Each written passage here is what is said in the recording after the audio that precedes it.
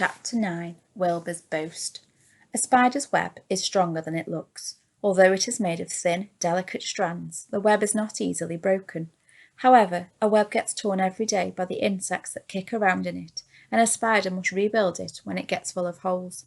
Charlotte liked to do her weaving during the late afternoon, and Fern liked to sit nearby and watch. One afternoon she heard a most interesting conversation and witnessed a strange event. "You have awfully hairy legs, Charlotte," said Wilbur, as the spider busily worked at her task. "My legs are hairy for a good reason," replied Charlotte. "Furthermore, each leg of mine has 7 sections: the coxa, the trochanter, the femur, the patella, the tibia, the metatarsus, and the tarsus." Wilbur sat bolt upright. "You're kidding," he said. "No, I'm not, either." "Say those names again. I didn't catch them the first time." "Coxa, trochanter, femur, patella, tibia, metatarsus, and tarsus." "Goodness," said Wilbur, looking down at his own chubby legs. "I don't think my legs have 7 sections." "Well," said Charlotte, "you and I lead different lives. You don't have to spin a web. That takes real work." "I could spin a web if I tried," said Wilbur, boasting. "I've just never tried." "Let's see you do it," said Charlotte. Fern chuckled softly, and her eyes grew wide with love for the pig. "Okay," replied Wilbur. "You coach me, and I'll spin one. It must be a lot of fun to spin a web. How do I start?" "Take a deep breath," said Charlotte, smiling. Wilbur breathed deeply. "Now, climb to the highest place you can get to, like this." Charlotte raced up to the top of the doorway.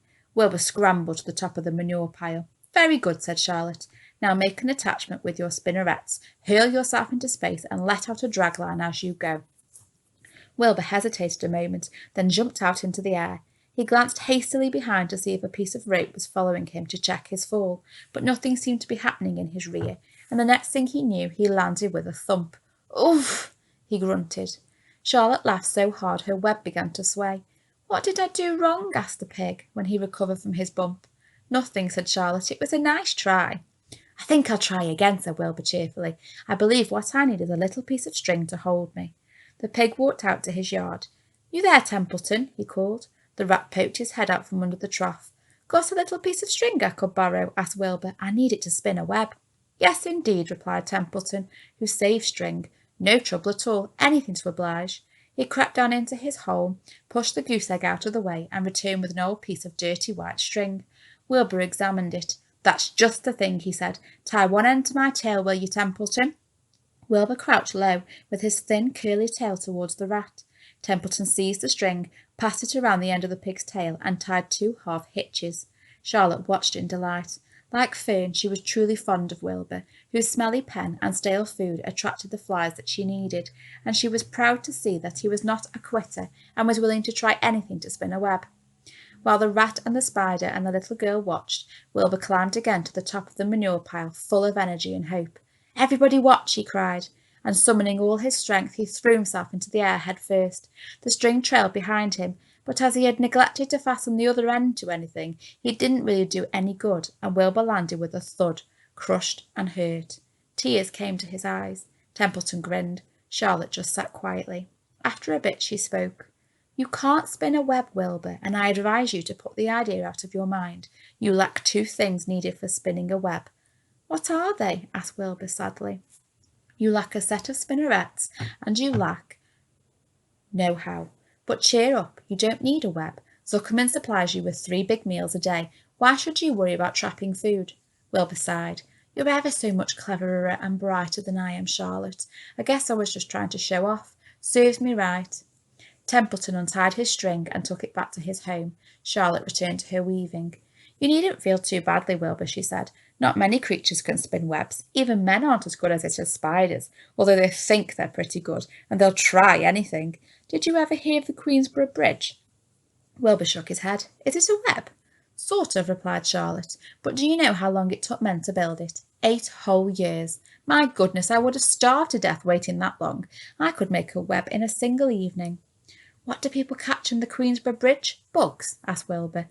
"No," said Charlotte. "They don't catch anything. They just keep trotting back and forth across the bridge, thinking there is something better on the other side. If they'd hang head down at the top of the thing and wait quietly, maybe something good would come along. But no, with men it's rush, rush, rush every minute. I'm glad I'm a sedentary spider." What does sedentary mean? Asked Wilbur. Means I sit still a good part of the time and don't go wandering all over creation. I know a good thing when I see it, and my web is a good thing. I stay put and wait for what comes. Gives me a chance to think. Well, I'm sort of sedentary myself, I guess, said the pig. I have to hang around here whether I want to or not. You know where I'd really like to be this evening? Where? In a forest looking for beechnuts and truffles and delectable roots, pushing leaves aside with my wonderful strong nose, searching and sniffing along the ground, smelling, smelling, smelling. You smell just the way you are, remarked a lamb who had just walked in. I can smell you from here. You're the smelliest creature in the place.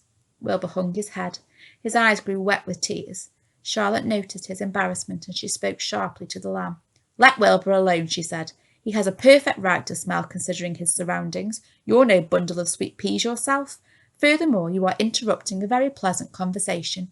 What were we talking about, Wilbur, when we were so rudely interrupted? Oh, I don't remember, said Wilbur. It doesn't make any difference. Let's not talk any more for a while, Charlotte. I'm getting sleepy. You go ahead and finish fixing your web, and I'll just lie here and watch you. It's a lovely evening. Wilbur stretched out on his side. Twilight settled over Zuckerman's barn, and a feeling of peace. Fern knew it was almost supper time, but she couldn't bear to leave. Swallows passed on silent wings in and out of the doorways, bringing food to their young ones. From across the road a bird sang, Whip-poor-will, whip-poor-will. Lurvy sat down under an apple tree and lit his pipe. The animals sniffed the familiar smell of strong tobacco. Wilbur heard the trill of the tree toad and the occasional slamming of the kitchen door. All these sounds made him feel comfortable and happy, for he loved life and loved to be a part of the world on a summer evening. But as he lay there, he remembered what the old sheep had told him. The thought of death came to him, and he began to tremble with fear. Charlotte, he said softly. Yes, Wilbur. I don't want to die. Of course you don't, said Charlotte in a comforting voice. I just love it here in the barn, said Wilbur. I love everything about this place. Of course you do, said Charlotte. We all do. The goose appeared, followed by her 7 goslings. They thrust their little necks out and kept up a musical whistling, like a tiny troop of pipers. Wilbur listened to the sound with love in his heart. Charlotte, he said. Yes, said the spider. Were you serious when you promised you would keep them from killing me? I was never more serious in my life. I am not going to let you die, Wilbur. How are you going to save me? Asked Wilbur, whose curiosity was very strong at this point. Well, said Charlotte vaguely, I don't really know, but I'm working on a plan. That's wonderful, said Wilbur. How is the plan coming along, Charlotte? Have you got very far with it? Is it coming along pretty well? Wilbur was trembling again, but Charlotte was cool and collected. Oh, it's coming all right, she said lightly. The plan is still in its early stages and hasn't completely shaped up yet, but I'm working on it. When do you work on it? Begged Wilbur. When I'm hanging head down at the top of my web. That's when I do my thinking, because then all the blood is in my head. I'd be only too glad to help in any way I can. Oh, I'll work it out alone, said Charlotte. I can think better if I think alone. All right, said Wilbur, but don't fail to let me know if there's anything I can do to help, no matter how slight. Well, replied Charlotte, you must try to build yourself up. I want you to get plenty of sleep and stop worrying. Never hurry and never worry. Chew your food thoroughly and eat every bit of it, except you must leave enough for Templeton. Gain weight and stay well. That's the way you can help. Keep fit and don't lose your nerve. Do you think you understand? Yes, I understand, said Wilbur. Go along to bed then, said Charlotte. Sleep is important. Wilbur trotted over to the darkest corner of his pen and threw himself down. He closed his eyes. In another minute he spoke. Charlotte, he said. Yes, Wilbur. May I go out to my trough and see if I left any of my supper? I think I left just a tiny bit of mashed potato. Very well, said Charlotte, but I want you in bed again without delay. Wilbur started to race out to his yard. Slowly, slowly, said Charlotte. Never hurry and never worry. Wilbur checked himself and crept slowly to his trough. He found a bit of potato, chewed it carefully, swallowed it, and walked back to bed. He closed his eyes and was silent for a while. Charlotte, he said in a whisper. Yes. May I get a drink of milk? I think there are a few drops of milk left in my trough. No, the trough is dry, and I want you to go to sleep. No more talking. Close your eyes and go to sleep. Wilbur shut his eyes. Fern got up from her stool and started for home, her mind full of everything she had seen and heard. Good night, Charlotte, said Wilbur. Good night, Wilbur. There was a pause. Good night, Charlotte. Good night, Wilbur. Good night. Good night.